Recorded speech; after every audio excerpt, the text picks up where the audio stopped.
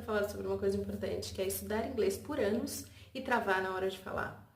Eu comecei a estudar inglês quando eu tinha mais ou menos uns 12 anos, fiz cultura inglesa, depois eu fiz professor particular e fui morar na Austrália.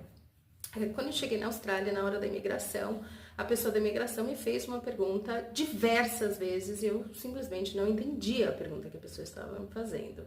Depois disso veio uma outra pessoa e fez uma outra pergunta, que eu também não lembro o que era, e só me liberou, afinal, para ir para a Austrália você precisa mostrar os documentos antes de ir para lá. Então, os documentos estavam ok, então eu passei. Quando eu cheguei na minha host family, que é a casa de família que eu fiquei, tinha uma pessoa lá que morava na Nova Caledônia, ele era da Nova Caledônia. E ele falava um inglês muito bem. Ele me levou para passear por Sydney e eu passei o tempo todo muda. Eu já sabia inglês, mas mesmo assim eu não conseguia falar absolutamente nada. A única coisa que eu consegui foi ir ao McDonald's e pedir o number one. Foi a única coisa que eu consegui. No dia seguinte, eu cheguei num domingo, no dia seguinte eu tive a prova de nivelamento e fui para o Upper Intermediate. No mês seguinte teve uma outra prova e já fui para o Advanced.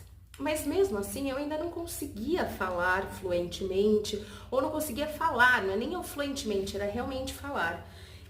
Eu sentia vergonha por algum motivo, eu achava que as pessoas estavam me julgando, que se eu falasse alguma coisa errada isso ia ser um problema muito grande, e na verdade isso não é.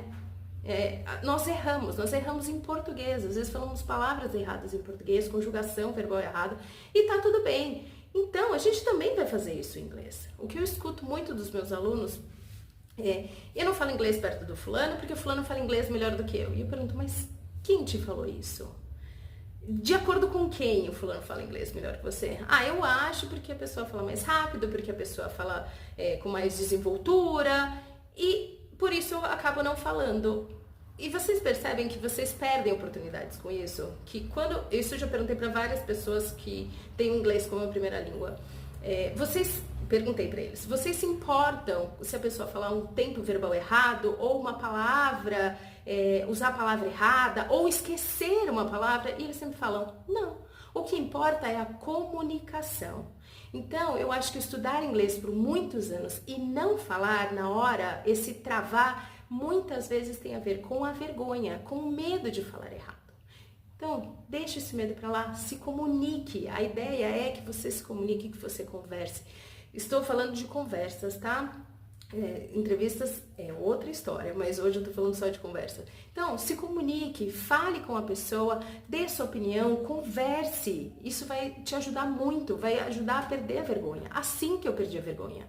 Eu perdi a vergonha porque o meu pai trabalhava numa empresa alemã e sempre tinham alemães em casa. E o que eu tinha que fazer? Às vezes eu tinha que conversar com eles. E aí, às vezes eu falava uma coisa errada e pensava, meu Deus, ficava martelando aquela cabeça, falei errado, meu Deus do céu, durante dias. Mas aí teve um momento que eu falei assim, mas peraí, olha, eu falei tal coisa errada em português. Por que eu tenho que me privar de conversar em inglês, sendo que eu também posso errar em português? Depois disso eu mudei. Se você também se sente assim, me manda uma mensagem, vamos conversar, vou te ajudar a perder essa vergonha, vou te mostrar que o caminho para falar é falando. See you, thank you.